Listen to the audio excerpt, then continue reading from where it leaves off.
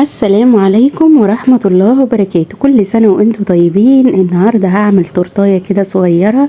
التورتاية دي انا عاملاها على فيديوهين، هي تورتتين في بعض، بس دي اول تورتة انا عاملاها. اما التورتة الاولانية اللي هي المفروض بتتحط على التورتة دي كنت عاملاها في الفيديو اللي قبل ده، جميلة جدا.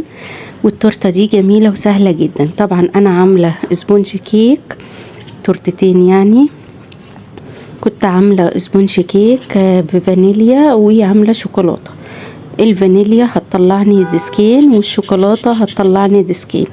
جبت كده الرف بتاع التلاجة لان انا عاوزة اعمل التورتاية، هي مش عالية قوي بس كبيرة، عرضها كبير عشان تكفي العدد الكبير اللي جاي في العيد الميلاد. فطريقة سهلة جدا. كنت عاملة موس فراولة، هحط كده اللي كان باقي عندي من التورتاية الاولانية، شوية من موس الفراولة هحطهم كده على اول طبقة، وهحط عليه صوص فراولة. صوص الفراولة مش هحطه كتير لان كان هو عندي في التلاجة وكان سايل شوية، بس هحط منه مقدار كده واغلفه كده بالسباتيولا في قلب الموس الفراولة كله كده في بعضه. وطبعا مكسرات عندي بندق ولوز وعين جمل، قطعتهم كده قطع صغيرة. وعندي كريس كده احمر برضو قطعته كده لاني انا بحب التورت لما باجي اعملها بحب احشيها مكسرات، تدي التورتايه كده طعم جامد جدا وبتخليها طعمها كده تاكل القطمه منها كلها محشيه مكسرات وبتبقى طعمها جميل.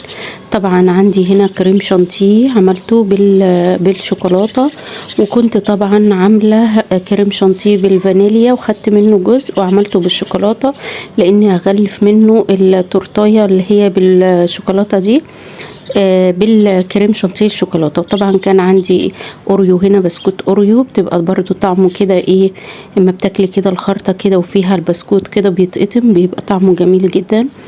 التورتايه دي يا بنات جميله جدا وسهله وكبيره وكفت عدد كبير من المعازيم يعني. دي كنت عاملاها لابن اختي، كان عيد ميلاده، كل سنه وهو طيب.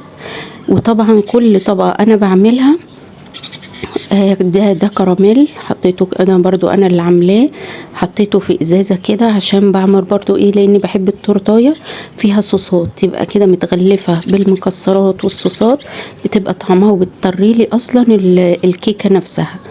وكنت عامله الكيكه تشريبه كده عشان بشرب الكيكه بيها زي شربات خفيف، كوبايتين ميه على كوبايه سكر، يعني لو كل كوبايه سكر عليها كوبايتين ميه ويغلوا على النار، ونص عصره ليمونه وغلوتين 3 كده وبس، وبطفي عليها ويبردوا براحتهم خالص ويتركنوا على الجنب. اما الكريم كراميل كنت عاملاه برضو عامله سكر، يعني عاملاه على النار لحد ما كرمل، وجبت معلقه زبده وشويه لبن. الكراميل ده انا عاملاه اقتصادي.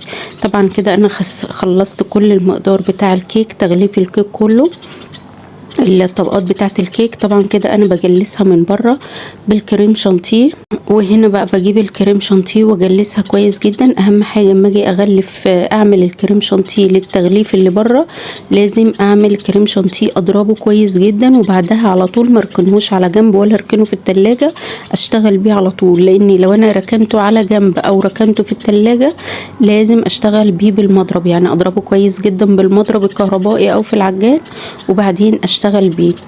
جلستها كده، وطبعا بين كل تجليسه وتجليسه ادخلها في التلاجة، لاني وطبعا التورتايه كان خارج منها جزء بره كده، بره المقعده بتاعه الرف بتاع التلاجة كانت خارجه بره، لان عندي التورتايه كانت كبيره شويه.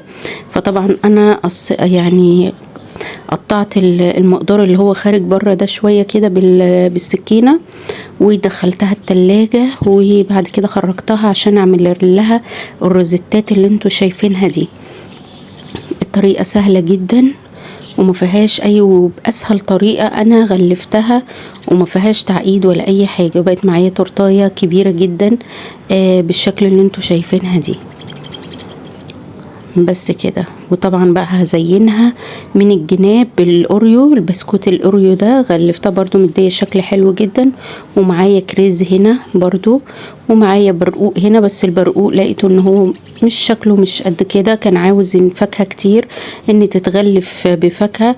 بس التورتيه دي انا مش هغلفها بالفاكهه ولا حاجه، لان انا هحط عليها تورتيه تانية، تورتيه اللي هي على شكل كاميرا، لان المناسبه هو يعني في معهد سينما، فهو يعني حاجة وشغال دلوقتي في رواية. الرواية دي المفروض هو هيمثلها يعني على المسرح، فدي عملتها له بالمناسبة دي يعني. طبعا انا عندي هنا بقية الصوص بتاع الكراميل وصوص شوكولاتة هستغله برضو ويزين بيه كده الارضية بتاعت التورتاية.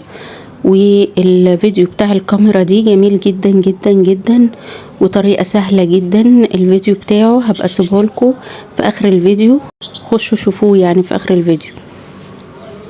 بس كده. وهزين بقى بقية البندق والمكسرات اللي عندي، العين الجمل والفستق، اللوز والكريز كده بقطعه كده. وطبعا بقى ايه الاوريو كده هغلف بيه لو في اي عيوب في الروزيتات او التجليس. لو في اي عيوب في التجليس الاوريو والشكل ده هيداريلي العيوب دي.